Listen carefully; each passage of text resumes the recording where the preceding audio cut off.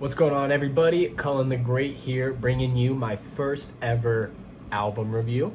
I've been looking forward to this one for a while. I've been listening to Amine's new album, Limbo, his sophomore album. He showed a lot of growth on this one, so I'm really excited to dive into it and talk about it with y'all. It's his follow-up album to Good For You, and I think this album shows a lot of growth, not only as a musician, but as a person. After all, Amine is only 26, 27. I know he mentions it in one of the songs in the album, but I think it shows his growth as a musician, as a person. He really matures with his lyrics. He understands where he's at and his platform that he's on. One thing I want to start by saying too is I'm focusing on the entire album, not just on any particular song in general. I'm going to have a few shout outs, a few songs to kind of emphasize the points that I bring up. Overall, I think the album was really good. I enjoyed it. He is so versatile as an artist, and we're going to dive in depth on that. That's one of the first things I noticed right away, is that not every song sounded the same. I know albums are meant to stand for something. They're meant to drive home a point. You have a message behind what you are putting out. And a lot of times those songs can sound very repetitive, have the same message in every single song, which gets a little hard to listen to when you listen to the same thing over and over again. So that's one thing I noticed, is not every song sounded the same. It was refreshing. It was really good. You can have somebody that doesn't like Amine throw on a song from this album, and there's more than likely, out of the 14 options, something on there that they'll like. So I got a couple different artists' feel and style from this song, or from this album, when I was listening to it at first. One of the first vibes I got right away from Burden, the opening track, was Joey Badass. I don't know why, but it instantly popped into my head, and I'm a big Joey Badass fan, so I was like, that's cool. I think this is going to be a great way to kick off the album.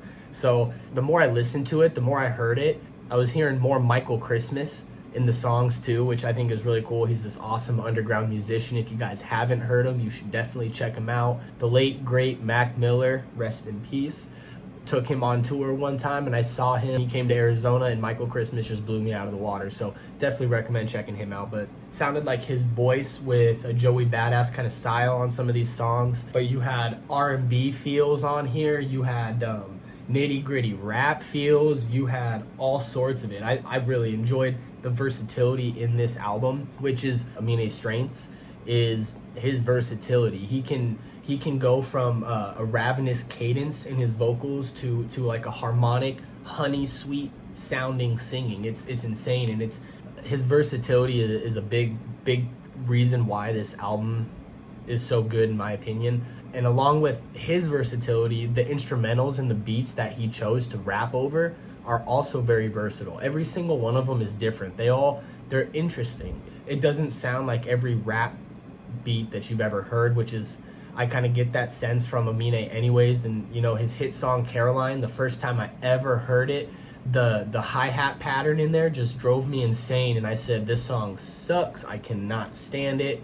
Of course, they overplayed it on the radio, it got stuck in my head, and it's one of my favorite songs now. So if you can get past some of those intriguing sounds that you hear, you're gonna really enjoy the album more. They help shape his vocals too. They help shape the songs, and they really go hand in hand with one another. The way he attacks the lyrics and the way that he delivers that flow over the instrumental, over the beat, they sound good together. They sound like those beats were made for him, for those lyrics. Not every song is like that. Sometimes you hear it and you go, you know, you should have said this here, you should have done this, or it kind of sounds off. The lyrics don't go hand in hand with the beat, or the lyrics don't match the vibe of the entire song. So another thing that I was a really big fan of on this album was the interlude. I think it's the second or third track on there, but he basically pays homage to Kobe Bryant. I know he mentions it in one of the songs too, rest in peace Kobe. He says it a couple of times, but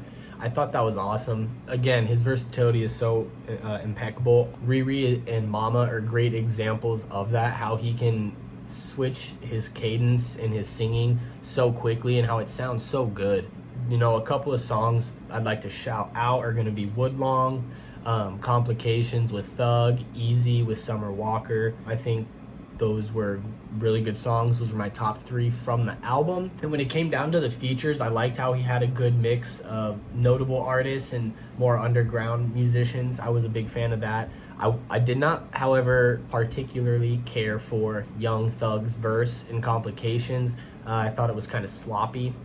I know he can do better than that. I've heard him spit better than that. And I know as a young artist, like a young musician like Amine, that's something really exciting to get a big name feature like that. But I think Thug just kind of half-assed it, in my opinion. But Summer Walker, that feature kind of stole the show for me on this album. I thought her singing was very well. The auto-tune over her voice just complemented her singing, Amine, and the beat all at the same time. It was insane. I really enjoyed that. I definitely recommend checking that song out. It's one of the ones I would listen to right away.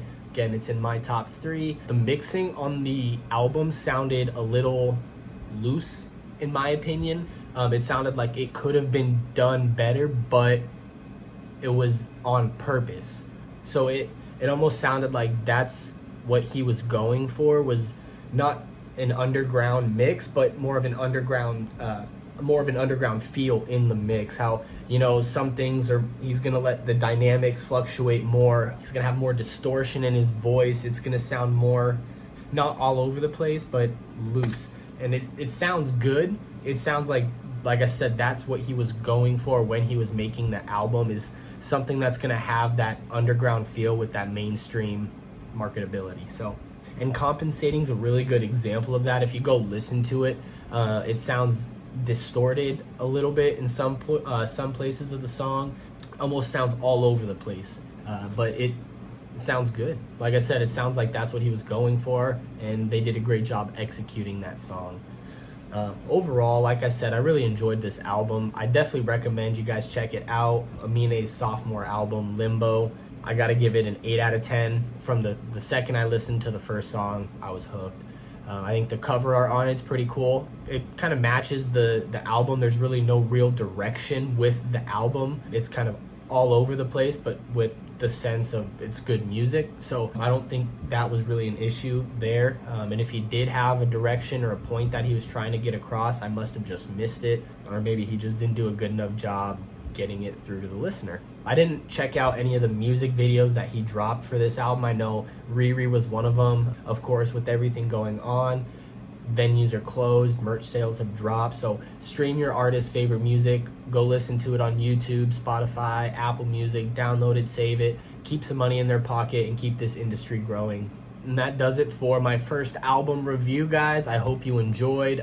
If you could leave me any feedback, tips, tricks, comments, concerns, throw them down in the comments section. If you enjoy what you see, go ahead, click that subscribe button. I appreciate the love. Show your friends. If you have any music, send it my way. I love listening to all kinds of music. It doesn't have to be specific to any one genre. Send me your favorite local musicians, your favorite DJs. If you have somebody you want me to interview or check out, go ahead, let me know. Thank you guys for tuning in, and till next time, peace.